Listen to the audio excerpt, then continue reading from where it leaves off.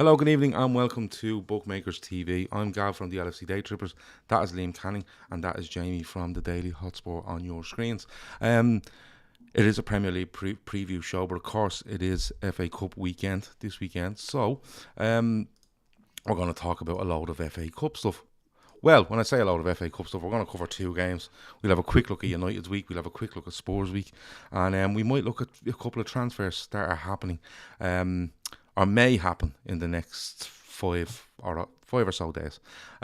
So, Liam, how are you? Well, I've been better. I'll say that much. I've been better. Look, at the end of the day, with United's result, poor result, but it wasn't anything that Arsenal didn't deserve. I thought they were fantastic. I've got to give credit to them because if you look at the last sort of even 30 minutes of that second half, they were just relentless.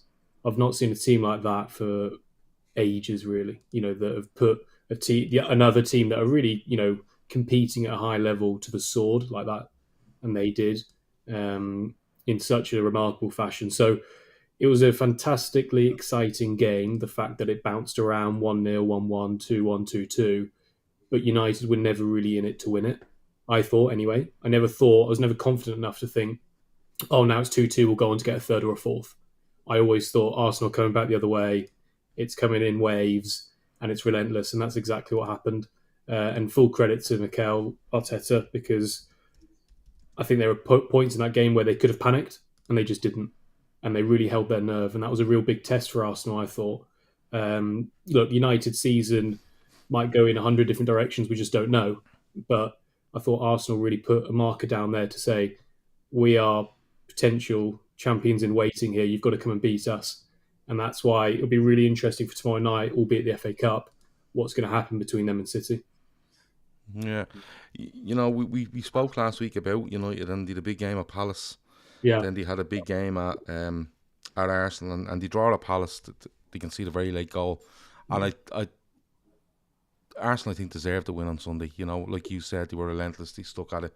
They they go a goal down and they don't panic. They then go a goal up and they probably do panic a little bit. But they end up getting the winner, and we're bang on halfway through the season now. Potentially with an 8-point lead. I think they've a game in hand still on City, and you know what, for me, they did show real a real hunger for this race, I think, of that game on Sunday. And then subsequently United have won 3-0 away at Forest in the League Cup semi-final fourth leg, so that more or less puts them in the League Cup final. And you know what, I've seen United fans probably blown the League Cup out of a bit of proportion, but I've seen people trying to talk it down as well that aren't United fans. And look, a trophy's a trophy, and I always go back to, especially with the League Cup, Jose Mourinho's first trophy as Chelsea manager was the League Cup in 2005, and that just pushed them on to go and win the league and probably win it the next season. And it can be huge, especially for a new manager. Yeah. A new manager in a fourth season gets a League Cup. I think it's massive. So United are more or less in the final there, and we'll probably face Newcastle if everything goes to form, and it'll be a good final, to be honest. But that's been the week for United, and you know what? It probably shows United that they're not there yet, but they're getting there, and I think that's all you can ask for out of United this season, probably. Jamie, Spurs week, talk to me. Yeah, it was, well, obviously a lot more optimistic than I was last week. Of course, coming off the back of a North London derby defeat, it kind of almost felt like the end for Antonio Conte, but it was a big win against Fulham. Obviously, I know, yes, it is only Fulham, but I think that's going to be a tricky place to go this season for most teams for Craven Cottage. So it was a good win for us. I will say I'm with Liam. I'm equally as deflated by that defeat for Manchester United. I would love to have seen Man United to get the 3 points there, but to see Arsenal come away with the win was huge for them. I think everything was right. You guys have said they were relentless. They did look like totally up for it. I think the celebrations showed everything that was a massive. They knew that was a massive win. They really wanted that one. So yeah, obviously Spurs did get the win, but I was equally disappointed to see Arsenal get more points on the board. But yeah, it's been a slightly more positive week for Spurs. I think, as we might touch on later, as you said, in terms of transfers, Spurs started to come a bit into life here in the transfer window. Obviously, Arnaut Danjuma coming in from Villarreal. I think that's a fairly good squad option. Pedro Porro, who could be quite a key player for us, obviously a key area in Antonio Conte's squad.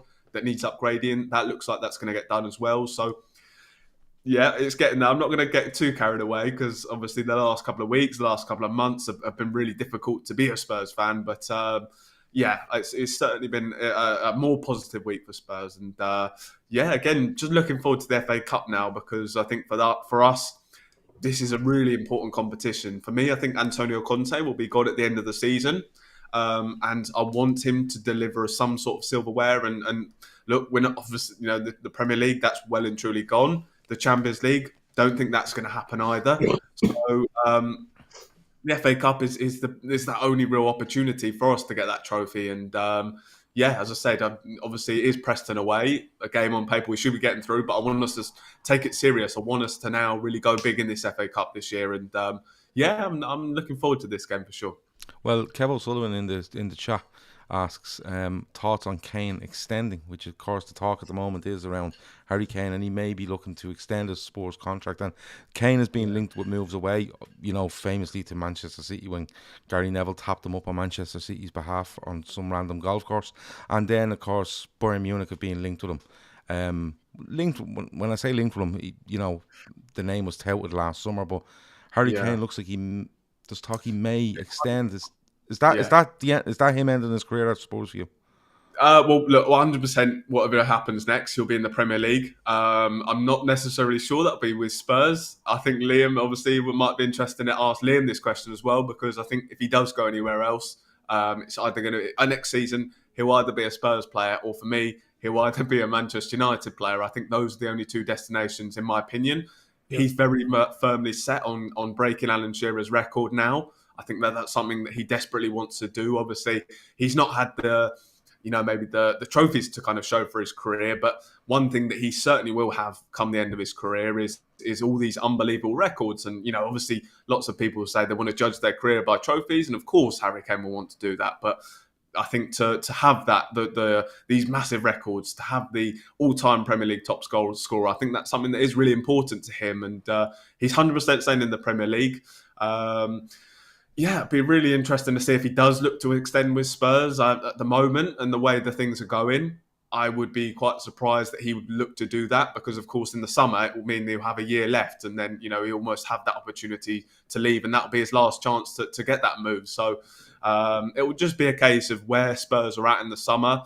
At the moment, it's really up in the air. We don't know whether Conte is going to be here. Fabio Paratici, of course, we know the stuff that's come out around him and Juventus. So he might not be here either, and obviously his future's in doubt. And you just don't know where we're going to be as a club, really, I think. So there's a lot of uncertainty at the moment, so it's difficult to kind of really commit to giving an answer. Yes, I think he will extend, but it'll be quite interesting to get Liam's take on whether you take Kane at Manchester United. Well, hold on. Before I ask Liam that, he has to be taking him. Yeah, he'll be the number one target, no doubt about it. Tried a few years ago, failed at that. But 100% they'll come back in for him. He's got a year left. There are so many variables between now and the end of the season which will determine what Kane does. As you say, Conte, Paratici, top four, no top four, trophy, no trophy, who comes in if Conte goes. There's so many variables. So the talk of Kane extending is very premature. But if you're Kane, I understand boyhood club of Spurs, been there forever, loves the club to death, wants them to succeed. But now you're at a crossroads where this is your last chance to move. If you really want to have a big move in you, this is your last chance to move. Otherwise, you're extending for 4 or 5 years at Tottenham, and that will take you through to 34, 35. So he's got to think, am I closer to winning a trophy with Tottenham now, or am I closer to winning a trophy with Manchester United? And I suppose that's what he's got to weigh up in his head. In terms of my perspective from a Manchester United fan, I'd 100% take Kane no matter what. Levy's going to push for a hard sell in terms of 80, 90 million probably with 1 year left, which is an enormous amount of money. But you're buying a striker there that is proven goal scorer of 25 league goals a year, no matter what. So for me, it's a no-brainer. United need a number 9. They need a big striker in terms of name and profile, and Kane fits the bill. Yeah. So it'll just depend on him. Yeah, I think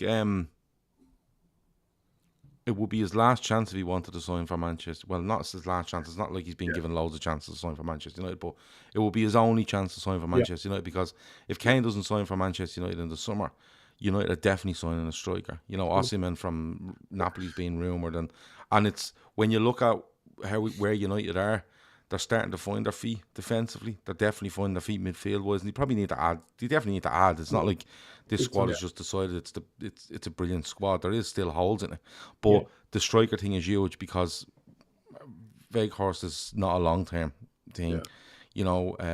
Martial just doesn't work for him. Rashford, I think, is better off the side anyway. And I don't want to say too much on Anthony because I'm not that I don't rate him. He just hasn't really done anything. But up front, it's definitely a goal scorer. It's definitely a goal scorer. And you know what, Jamie, you're right in what you're saying. He could end up turning around going, all right, how many trophies will I win with Manchester United? Because United are having a really good season. He's going in the right direction. Yeah. Something goes wrong and they could go 1 step forward, 2 steps back. And we've even seen it with Liverpool and City this season, taking a couple of steps back. Will definitely come back next season. But he's probably looking going, is it reputation now? Is it that Premier League goal scoring record and legendary, best Spurs player of all time? Because he could do himself out with that second one with a move away from Spurs. And look, Spurs apparently are on the market as well, so you never know who could come in and buy Spurs, and all of a sudden they have unlimited funds because that's the way football is going. So you're probably spot on. It'll probably you're both spot on. The lay of the land in the summer will probably make Kane's decision up from, or mind up from. I err on the side of him signing a new deal though. I think the whole thing of being Spurs all-time scorer, the Premier League, Spurs best player, they're building statues and stuff like that. I think that not that it would be enough for him, but it's probably he'd settle for it, the sort of way. So varying weeks for both of you. Somebody got Liverpool right last week. Jamie, you called a 0-0 between Liverpool and Chelsea. And I hate you for it because it was a terrible game of football. Not a terrible game of football. It was a team that just signed loads of players, and there's players trying to find their feet, and then it was a team that are just low on confidence, trying to find their way out of something here and trying to work with what they have at the moment. And it looked, for me, a really edgy, nervous kind of game from both sets of players and the stadium as well. So, you called it bang on. In fairness, I had to give that a mention because I'll mention Liverpool every now and then. But looking to the cup, you have to go to the biggest tie around. It's on tomorrow night, and it's going to be Man City versus Arsenal, and it's people are calling this like a precursor for the 2 league games that are going to come up between them, and will probably settle the Premier League title at this stage. But Liam, I'll come to you first. As we get further into the season, and it's only the 4th round of the FA Cup, but do Man City or Arsenal start taking their eye off the FA Cup and start looking at, not even to the point of, I don't want to give these too much away to this, in an in-game situation going into a game on the February the 15th, I think it is. Or do you see them kind of, we have to make a mark here, we have to make a bit of a statement so both teams could go fairly strong? Because Arsenal seem to keep a really settled team, like really settled. He changes nothing and hasn't done for a while in this squad. I want both teams to go full strength. I don't want them to take their foot off the gas here. It's 2 weeks until that league crunch match, and you can talk about mind games and Pep might do this and Mikel might do that, but at the end of the day, you just want 2 teams to battle it out, best team on paper, and I think that's what Arteta will do. I don't think he'll take risks and disrupt what has been such an amazing flow that he's got his team going in for the last sort of 2 months, and will go as hard as he can at Pep and see what resolve Pep's got, and City have got in that team. City have had a really interesting sort of 4 weeks, where some results have gone against them, some have gone for them, but the performance levels have certainly dropped. There are inconsistencies in their performances, and I think they're there to be had. And if Arsenal can put a marker down, I mean, imagine the confidence that will give their players going to the Etihad. No matter what team's out there tomorrow, they go to the Etihad, they win ahead of their next 2 in the league. I mean, that's an incredible confidence boost that you want for a manager and for a player. So I think Arteta will go full strength. I was going to say earlier, I mean, how good has Odegaard been? Like, the game against United, I thought he was just best player on the pitch again. He just finds himself floating in between those lines so well, and he goes unmarked for such lengths of the game. It's just incredible, his sort of trajectory over the last 4 or 5 years. I think he's a shoe-in for Player of the Year. He's just unbelievable. Regardless if Arsenal win the league or not, he's just being fantastic. Statistically, Do you think it's something where they found the right place for him? Because when he was at Arsenal early, you remember when he was on loan and they were kind of playing him in a two in midfield, and then they were trying to play him. Even he was appearing out right and stuff like that. And he goes back to Real Madrid, and Arsenal kind of going around the market in that summer, and then they get him. Yeah. And now you just see him, and it's like Xhaka, Partey, and Odegaard. You just go and make those three lads up front tick. Yeah. And that's his job in the team. Just make that tick up there, and we look after everything. He's been exceptional, Liam. He really has. He really has. The thing I say about City is that they've still got that robot up front who scores 3 a game. So, for as much as they're not firing on all cylinders, when you've got Haaland, scoring 3 a game, then you've always got a chance. It'll be very interesting to see how he does, because I thought against United, he just didn't get a kick. He just barely had any touches in and around the box, couldn't get involved in the game. So it'll be very interesting to see how they combat that, whether Pep changes it at all to get him more involved and more chances on goal.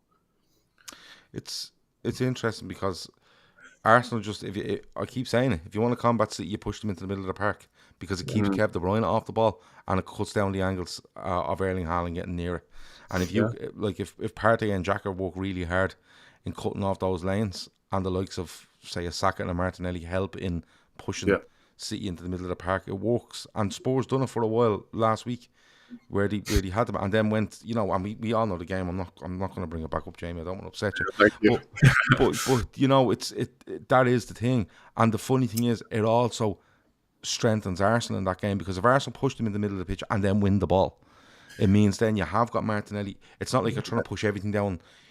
On some teams you go, right, just let them have it out on the right hand side, and your only avenue then out is out down your left. Arsenal have Saka, they've Martinelli, and Ketty has been brilliant for them. And of course, the aforementioned Odegaard, who, if he breaks on it, he just picks the right pass. It's not like he has searing pace, amazing skill, which he has really good skill, but he picks the right pass at the right time. The timing of the passes is excellent. And Jamie, for you, like Liam saying there, he really wants to see them go full strength. I really like to see that as well, because Kev O'Sullivan says Liverpool have had ding-dongs with City, and confidence is everything in games versus City. Take one positive result and roll into the next. And Tom Boland says in the chat there, City will look at this game as a way to rattle Arsenal and test their mettle. So do Arsenal pour out a couple of players you wouldn't be expecting, so it deflects that testing their mettle theory if they lose? Quite interesting point, actually. I personally think there will be a bit of rotation. I think that Mikel Arteta will have his eye on the Premier League. I don't think he'll necessarily want to be in the FA Cup, because Arsenal have this amazing opportunity now to go and win the Premier League title. So I'm not too sure he'll want these distractions, and he might not see it as this this confidence boost if they were to win. Losing confidence if they were to lose as well. So I'm not sure he'll see it as that important. I think he'll want to make sure that he's not got those distractions. So I think there will be a rotation from both teams as well. And I think we know, it always well documented, that Man City, if they are able to rotate, they've still got such a strong squad. I think you will see the likes of Phil Foden come into the team. You'll have the players of that ilk coming in and rotated. So I think on that basis, I do think that I'll give the edge to Manchester City as well. Another simple factor is that the Etihad, I think that does give them the advantage. But look, I think if you were to pit these two teams together at their strongest, I think Arsenal would come out on top, because I think at the moment, City are there for the taking. I think defensively, they've been really poor recently. To have conceded twice against Spurs was really poor. Even to concede against Emerson Royale was shocking, almost unforgivable. Yeah. But look, honestly, they were there for the taking, and that's why it was very frustrating for me as a Spurs fan to have gone 2-0 up, and to play the way we did in the first half. It felt like we should have gone on to win that game. It was just that defensively we were so poor. I think for Arsenal, we know how strong they are defensively, and I think they'll be able to keep Manchester City at bay. Comes back to the points that you made about making the pitch narrow, and obviously you're going to have those guys in there, Partey and Xhaka. They're going to be able to do a job on De Bruyne. These two guys have been so good this season. They've been real enforcers in the middle of the park. And I think they are capable of stopping that supply into Haaland. And that's really, at the moment, all you've got to do, because we've seen when you limit that supply to Haaland, they've really struggled. And Haaland's struggled and almost become a passenger at times Obviously, Wolves weren't quite good enough to kind of stop that on the weekend, and we saw Haaland back to his usual ways. But over the last couple of weeks, I said it, we've seen when you stop that supply into him, City are almost a completely different team. That just seems to be the way they play at the moment, just creating all these chances from wide positions for Haaland. But teams have managed to stop that, and I think Arsenal, on their day, at their strongest, they're good enough to stop that. So it's going to be interesting to see kind of the teams they do put out. I'm 100% with you guys. I'd love to see them go and put 2 full-strength teams out, but I think ultimately, Mikel Arteta certainly will have his eye on the Premier League and maybe look to rest a couple here. I see the argument for making a statement from either team. City would probably be pushed more to make a statement because they're the chasers. Yeah. But in the mind game situation, I think you'll probably see 2 or 3 changes from Arsenal's 11 and Man City's 11 from their recent games. I think you'll see 2 or 3 changes, and that means that they're prioritising Premier League. But there is a break after this game, isn't there? I think they've got a week off. They've got a week. They've got a week to prepare for the game. So okay, I thought it was like an international break being thrown in somewhere. No. But I think, I think in the mind game situation they might take 2 or 3 out, take the moral victory if they win, whoever that might be.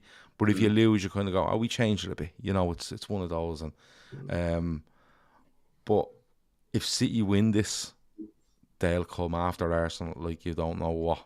And I hold my hand up. I hope Arsenal do it. I really do. So I hope they hold on. But if Arsenal win it, like someone said in the chat earlier, you take that positive and you run with it, and maybe it gives them that edge going into those 2. Well, the league game in February. I think there's another one late April. I think it is. The league could be over by then. The way things are going. But look, let's do predictions, and we have 3 weeks worth of predictions done here. This is the last week before we'll bring our table out and see where we stand. Liam, go on. Man City versus Arsenal. It's so hard to say because you just don't know what team's going to go out, as we've just mentioned. So, with that being said, City's squad is just much better if there is rotation. So I'm going to go 2-1 City, I think. Okay. Jamie? Yeah, I had 2-1 in my head as well. I think this will be fairly low scoring one because I think Arsenal defensively are still going to be quite strong, and regardless of what team they put out. So I fancy a Man City win here, but yeah, I can't see any more than Arsenal conceding twice. So I'm going to go for 2-1 as well. 2-1 as well. I think it's going to be. I think you'll see a couple of changes. And Kevin Sullivan's in the chat there saying 2-2 and a replay. And that did stick in my head. But I'm going to go 3-2 City. I think City will edge it. I think it'll be a lot more open game than people think it might be. I think it'll be really fun to watch. But I think City might just edge it. But I think it has no bearing on the Premier League games coming up. I really don't. I think if in the Premier League, that when it comes up, whoever wins the first one will probably win the league. I mean that on both sides. But it could, you never know. Let's move on to our second main game and our final main game, I suppose, that we're going to talk about this weekend. And it's it's back to the nightmare scenario of Brighton versus Liverpool at the Amex. And of course, look, Liverpool were appalling at Brighton a couple of weeks back. And they're starting to get a couple of players back. Some of them that you really want back aren't back yet, but we go into this one again. Brighton it's a kind of a question where do Brighton go with this, because Brighton are really chasing, and they'll be looking at a European place by the end of the season. Liverpool just aren't where they should be. They should be higher than they are, not on form or anything like that, but where Liverpool expect to be, and might have to put out the full team to try get some sort of momentum going. But Liam, again, I'll come to you first. It's another interesting game. I think it's going to be a fun game for neutrals again, because I think if Brighton change a few and Liverpool change a few, this one feels like it could be really open. Yeah, I was just literally about to say that this has the bearings of a game where it could end 4-3. Brighton last week against Leicester, were pretty open at the back. So they're defensively not. Or some games it's odd. Some games they are incredibly defensive in terms of rigidity and solidity, but other games are just wide open. It's sort of an inconsistency. I tell you, it's really exciting that I absolutely love is Matoma. Yeah. There's obviously been so much news about what he did as a PhD and thesis on dribbling and all of it, which is fantastic. But he's some player, and he's so articulate with what he's doing. You can understand the picture that he's painted in his head before he even does it on the pitch. It's fantastic. And I think if he's playing, which he probably will be, he's going to hurt Liverpool big time, as he did in the first game, a couple of weeks ago. I think Liverpool, from what I saw at the weekend, they just look incredibly flat. There's no energy in that team. There's no energy in that midfield. I don't know what's happened to Fabinho, but he's just not getting a game at the moment, or he is, but then he's not playing well. And he's come on as a substitute in the last two games, I think, and genuinely come on away at Wolves in the FA Cup replay and literally kicked the ball in the air for every time he got it. He just kicked it as high as he could. And a mate of mine was like, I can't wait to see the Fabinho compilation of this game. It's just like all his energy and all his form has fallen away. Not rapidly, because we've kind of seen it coming for a while, but he struggles anyway when he's out of the team for a while and come back in and get in a rhythm. And I think flat is a decent word to use. Yeah, it's just interesting. Liverpool, for me at the moment, obviously they're missing key players. Injuries are injuries, and that's just the way the game is, and that's really hampered your season. But there doesn't seem to be any sort of rhythm between the defence to the midfield to the attack. It all seems like separate entities. There's no team there. And that's the issue that you guys have got. And, Gakpo's come in. He hasn't scored yet. He looks a little bit awkward at times. But you've got to think the environment that he's come into is not not great. It's not fertile ground to go and hit it running, and bag a load of goals. It's not like Salah's tearing it up on the other side, So, God, I think Brighton will actually edge it. I think they will. I think it'll be really high scoring. And I'm going to go 3-2 Brighton. Okay. Jamie. Yeah, I'm with Liam there. I think there'll be plenty of goals. I mean, you look at the way the two teams have been playing and maybe the difficulties and the strength of these two teams at the moment. Obviously, aside from that goalless draw on the weekend for Liverpool, they had been shipping plenty of goals recently. They conceded in each of the last 8 prior to that. In the last 2, they conceded 6 times as well. Meanwhile, you look at Brighton, obviously a team that had been scoring plenty of goals as well. I think they scored twice against Leicester. They got 3 against Liverpool, of course, in that 3-0 win. 4 against Everton, and then even 2 against Arsenal. So a team that have plenty of goals in them. But again, as Liam kind of pointed out, they have been a team that have been conceding goals as well, or sometimes have been playing well in defence. So it's been a real kind of strange mix for Brighton. But, De Zerbi's come in and done a brilliant job. And I just on Brighton as well, I just think they're a fantastically run club. I think to have lost their manager in Graham Potter, I think a lot of people were maybe concerned that they might kind of drop off. But the way they've kind of structured the whole club, they've gotten a very similar manager to kind of come in and hit the ground running straight away. And obviously the squad had already been built almost in De Zerbi's image and the way he plays. And I just think that the whole structure they've got, the vision they've got, they can afford to kind of lose these key players. Obviously, Cucurella went. They've got Ines Stupina and a guy who's come in and filled in really well. So, Brighton are just a fantastically run club and, they deserve a lot of credit. Obviously, some of the players are unearthing as well. Liam mentioned Mitoma. Of course, I think it was a comment on the screen here. Evan Ferguson looks like a really good player. Alexis McAllister, obviously a World Cup winner. So, yeah, Brighton at the moment, I think, having a fantastic season. I think that, that no coincidence that they are doing so well. I think they're just a fantastically well-run club. And for Liverpool, I just think the issues are just fairly obvious at the moment. We know the issues in midfield. There does need new reinforcements needed there. You can see on multiple occasions how sometimes it's so easy for teams to kind of break through that midfield. And I think that's been why defensively they have been so poor. Again, Fabinho, a guy who has really dropped off this season, that's been really key. I'm expecting many of goals. I do think Brighton again. I want to go. I really like the look of 3-2 because I think there'll be so many goals. So I'm going to go for 3-2 as well. It's just the same score I had in my mind as well. I think lots of goals, and I do think that Brighton would just edge this one. So I'm going to go 3-2 as well. Okay. Danny Welbeck winner. I'm calling it. Yeah. If Danny Welbeck isn't fucking scoring against Liverpool, he's falling over pretending he's being shot.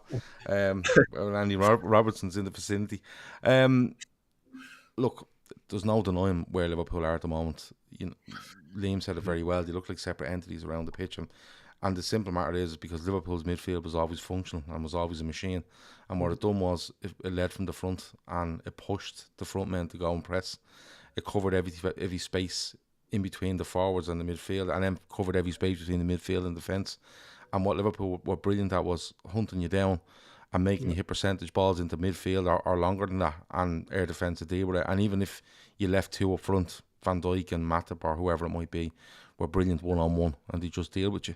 Our fullbacks were so high that you couldn't get your wide men into the game. And what you're seeing with Liverpool now is that the midfield are unsure of themselves. It's being mixed and matched. And it's not even a case of players being missing, it's just players that aren't playing well. And I think over the last week we've seen Klopp say things like, I'm not too loyal. Maybe there's players here that have been really good, but that's it for them. And, he might have to wield an axe in the summer. But to wield the axe when three are possibly leaving anyway, and possibly Keita, Oxlade-Chamberlain, Milner, it's hard to wield an axe after that, because then you're talking unknown territory, really, in bringing 5 midfielders into a club in one summer. It's a bit mad. And because of it all, the defence looks a bit shaky. Van Dijk is out. Gomez has been very in and out of the side over the last year, and looks a little bit timid for me. I was at Anfield when we played Southampton, and Shea Adams gave him an awful time by just being there. By actually just being around. Joe Gomez gave him an horrible time. Trent's come back into form, in fairness to him. Robertson's been a bit hot and cold, but you'll allow that. I think he's been the best left back around for 5 years. So you have to allow that. And you've a young Bajcetic in midfield. You've an Elliott that's still trying to find his way. Thiago's being overplayed for me. Kate has come back in, but you don't know if you can rely on him. And then up front, they're missing a couple of chances, but they're being starved of A, the way Liverpool play, and B, service. And they can only do so much. I've seen people slamming Salah, and that's fair if he hasn't had a shot on target or he hasn't scored in a few games. But, everything relates to everything on a football pitch. A left back not playing well can affect anywhere on the pitch when you think of how much of a system you play in. And that's all teams now. All teams are all about system, and, there's brilliant players, but it's all about system. And Liverpool just, at the moment, their system is faltering. They will have to look to improve that. Gakpo, I feel a bit sorry for. Like Liam said, he's come into a situation where he's out left, he's up front, and he's being asked to play centre forward. He's not a centre forward, but he's being asked that. But I think they're trying to take responsibility off him by throwing him up front, because the left and right side of players for Liverpool have so much responsibility in, being in the right areas when we don't have the ball, and then look to shine when we do have it. And I think Gakpo's like 3 weeks into training with Liverpool, so he has to be used because of the numbers we have. But instead, that I'd love nothing more than Gakpo to be on the bench for the next 6 weeks. And that's not me having a go at him. I just mean he can come on for 20 or 30 or we're winning, and he comes on and he gets a feel into it. But it's just like, it's like being thrown into a new job and you don't know what's going on. You don't even have the passwords of the computer. On Brighton, on the other hand, I think are a joy to watch. I think they're a brilliantly run football club. They identify players really well. They get them in at great prices. Yeah, they sell them on, but that's what Brighton are. That's what they're going to be. And it's nearly like they know that's what they are. But they're There's not nothing wrong with that. Oh, no, not at all, because they're never going to be a massive hitter in this league.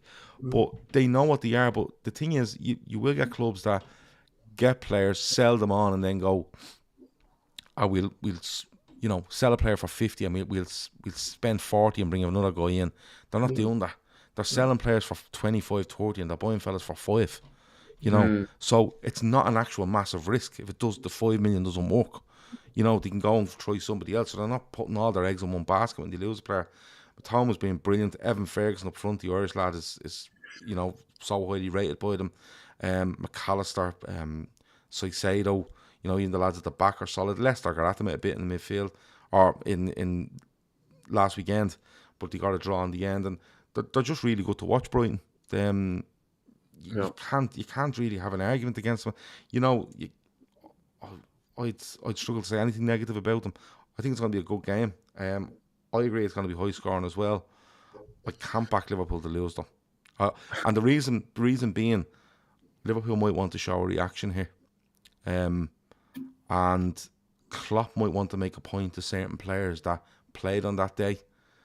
might not play on Sunday, and if he gets a reaction, he's made a massive point to people around him. 3-2 Liverpool, because I agree it's going to be high scoring.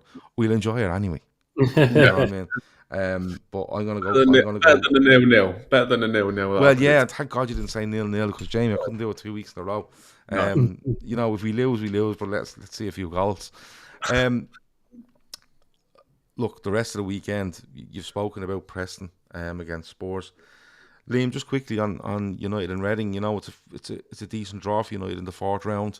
Does that just give United a chance to give a few a rest and refresh themselves before they go? 100%.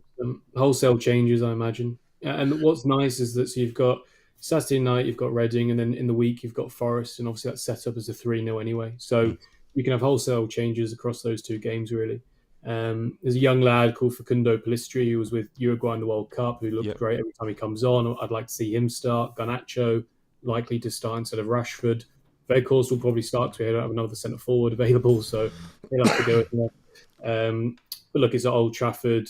Reading, Championship club, pretty inconsistent, pretty mid-table. But I just think it should be easy enough. I've probably said the wrong words there, and it's going to bite me on the backside, but it should be easy enough to get through without your big hitters. Maybe Maguire comes back in, Lindelof, etc. To get some minutes in their legs as well, because they will be needed at some point during the season. Just on Weghorst, I think, he's obviously been brought in as a loan option from Burnley and Besiktas before that. My opinion on him is that he's actually doing what Ten Hag wants him to do. Mm-hmm. And in the sense of, if you watched him against Palace and watched him against Arsenal, he was fantastic at holding the ball up and bringing others into the game. He's not a running behind Haaland type striker who's got that unbelievable pace and the physique. He's not that player at all.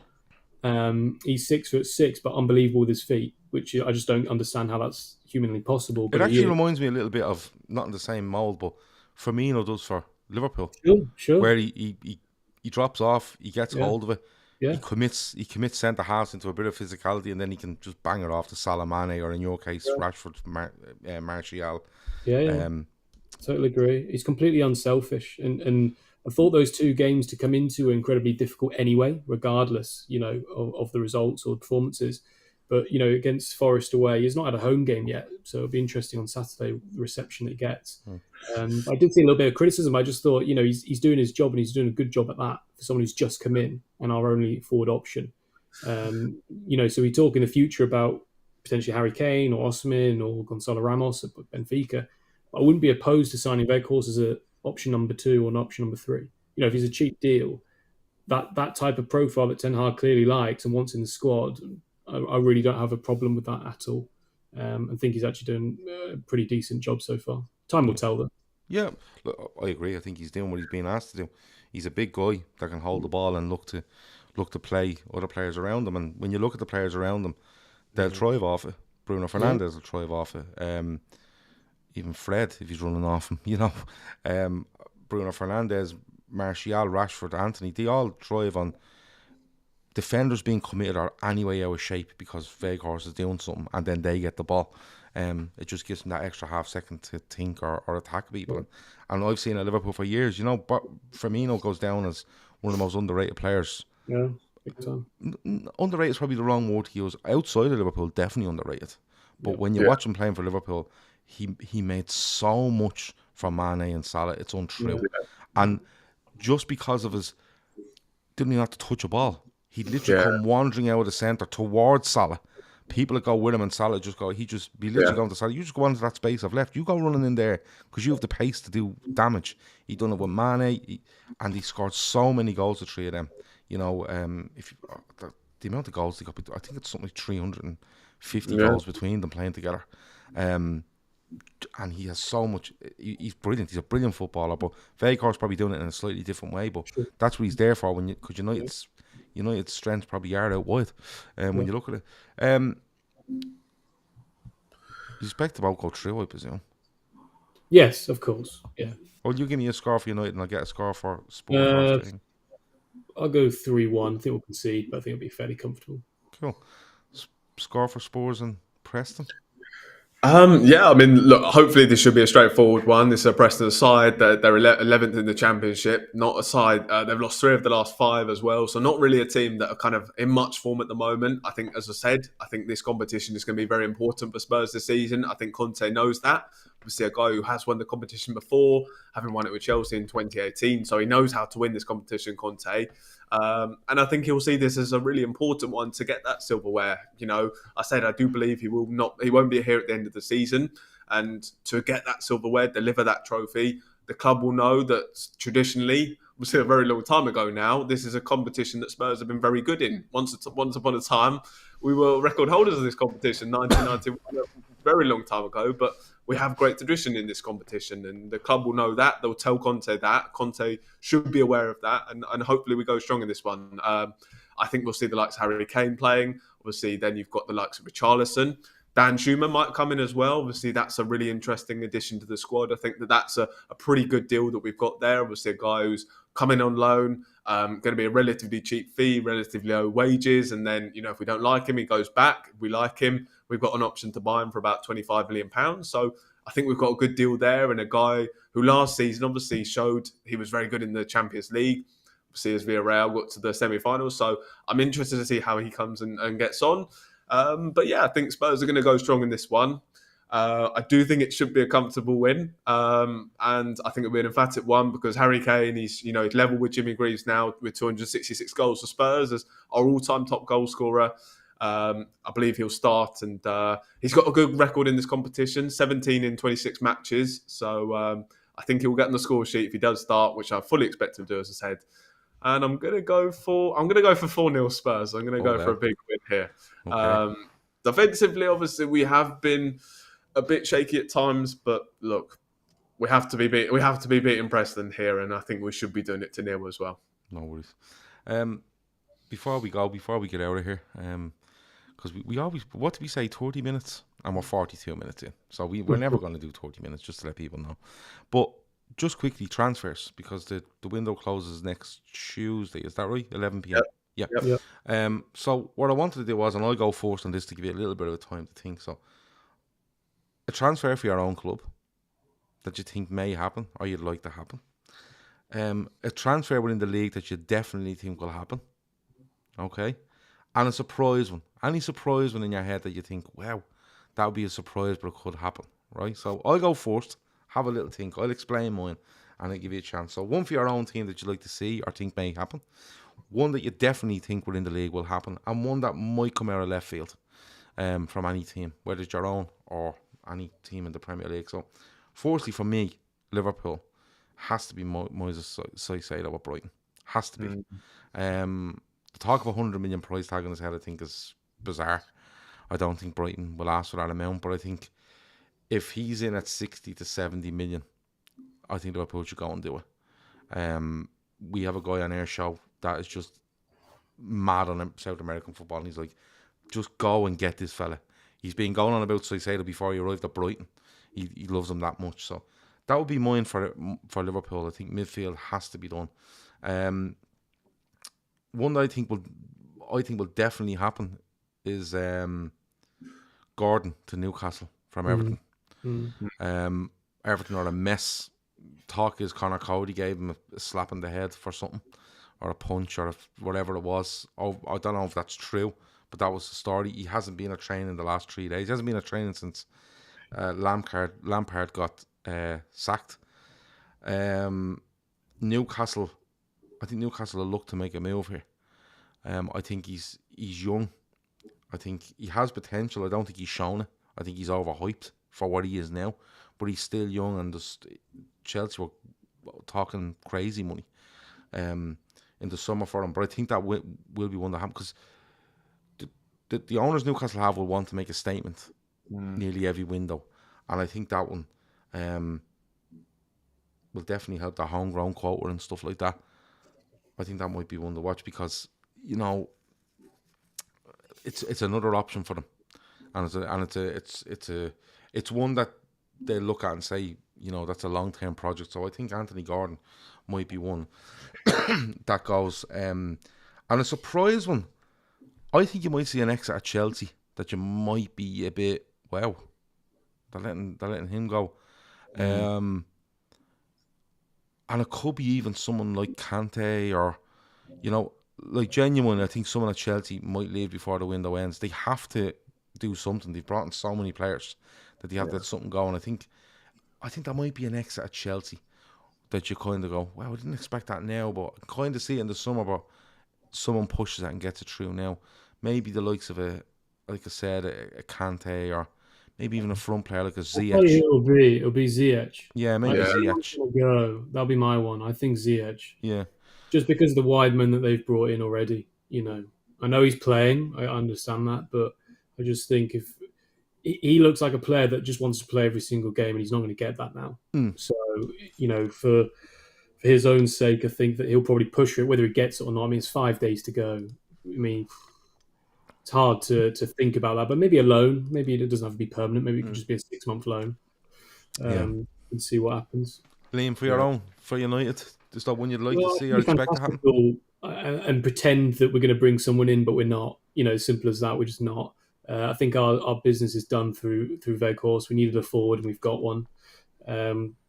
If I was being, open and saying what exactly do we need? Well, we need more squad options than we do starting players, if I'm honest. But all that's going to come in the summer. De Gea is under pressure as number one keeper. We'll definitely bring one in there. We'll need a new right back to compete with Dalot if Wan-Bissaka leaves, or whether he stays, and that's fine. We'll definitely need 2 more midfielders in there, and we'll need a striker. They're the key targets for us. None of those are coming in January, unless we get drunk one night and put 150 mil down for Harry Kane and get him up. But I don't think that's going to happen. Jesus, don't do that to Jamie. Not mid-season.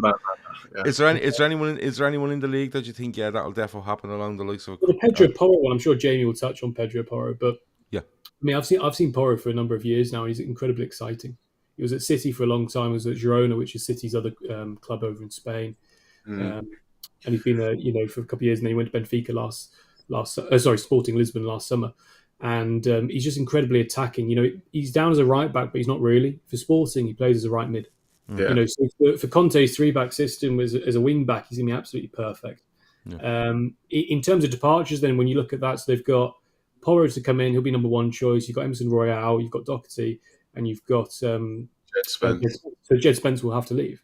Jed Spence will probably go out on loan. So maybe that's one that will definitely also be done in the league at some point. He should find himself in Forest or Leicester or somewhere like that, you'd imagine. I think he's a fantastic player, Jed Spence. Jed Spence is great, but clearly Conte doesn't like him. And I think he made a bit of a smirky remark about how it wasn't his signing, it was the club signing. Yeah. So, I mean, this is kind of the issue at Spurs, though, at the moment, where we're kind of stuck in between, wanting this big manager, wanting a win-now manager, but we're handing in players where he has to go and develop. And we know typically Conte doesn't want to do that. He wants to be just given these players that are ready to go. And in fairness, if you give him those sort of players, as we've seen, he'll win you trophies. But that's kind of where the frustration is at Spurs at the moment in terms of our dealings. We're giving this manager that wants these win-now players. We're giving him project players, and that's kind of the mix-up at Spurs at the moment, and that's why maybe there is that friction between the club and Conte at the moment. And Jed Spence is just one of many. We did it with Joe Rodon under Jose Mourinho, and a player that I would like to see Spurs bring in was Milan Skriniar, and Joe Rodon was an alternative Milan Skriniar. But I'm going to say for my player that I'd like to see Spurs sign, it is actually Milan Skriniar. He's not going to sign a new contract with Inter Milan. And it does look like they're going to try and sell him. They've got big financial issues as well. So they look like they're going to ask for a relatively cheap fee for him as well. The issue will be there is whether PSG come in for him. They were obviously heavily linked in the summer. So, if we were coming up against PSG, I think there's only one winner there, unfortunately, and that would be PSG. But Spurs desperately need a central defender this month. I think that is the biggest area of concern in our squad. Again, we go back to the defensive issues. We've got the 6th worst defensive record in the league, and that kind of just says everything about why we are so poor. I think since October, we've conceded more goals than any other Premier League team, which is just like shocking stat for me. So defensively, we are so poor. So we need a central defender. Milan Skriniar probably would be my pick. He's a guy who's worked with Conte before, real top-level central defender. I think he can be available for a fairly good fee, given that he's out of contract in the summer, not going to renew. So that would be my pick. I did have Pedro Porro down as kind of the one that I do think will happen, and I think that's going to be a really interesting signing for Spurs. Maybe not a specific player that I think is going to move, but I think Arsenal will go for a midfielder. I think that's what might happen. I think they will need cover for Thomas Partey and Granit Xhaka, and I think they'll know that.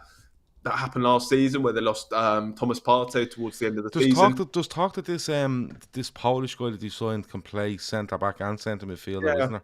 Yeah, I mean, I haven't seen too much of this guy. I mean, I think he is more of a central defender. But they have been linked with. I know they have been linked with midfielders. Caicedo, I think, was one. Obviously, a guy who's been linked with Liverpool. He's been linked with everyone now because the price is that high. It's going to be thrown everywhere. So, I just struggle to see that Arsenal are a club that are going to throw around £70 million at this stage of the season when they've got Granit Xhaka and Partey. I just think that they might not do that. Obviously, they have got cash in the bank now, or they've certainly saved it from not getting in Mudryk, so that could be a possibility.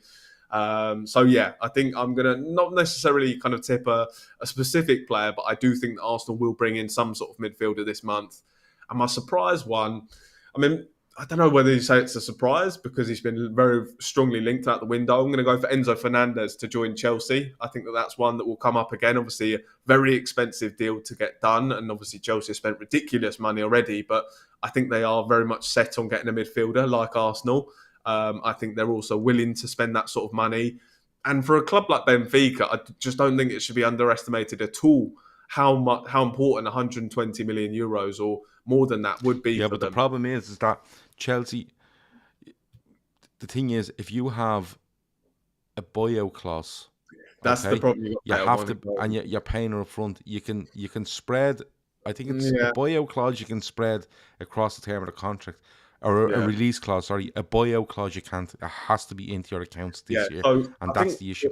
So in Venice, what Spurs have done actually is we've agreed to pay 45 million euros for Porro, which is a release clause, but we've agreed to pay it over in instalments. Yeah. And I just wonder whether it gets towards the end of the window and Chelsea are offering a serious amount of money where they're going to be offering, if not more, than his buyout clause.